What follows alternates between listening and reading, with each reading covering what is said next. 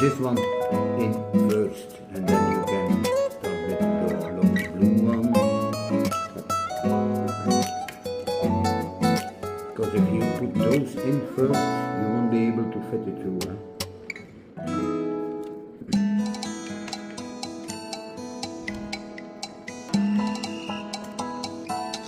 So hard to reach, huh? Okay. It should be all okay now.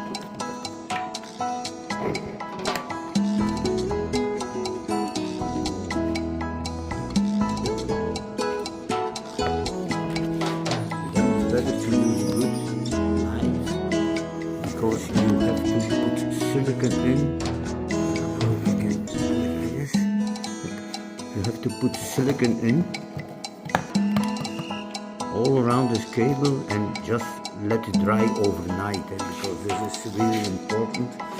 So like you can see the other side, so put silicone on the outside too.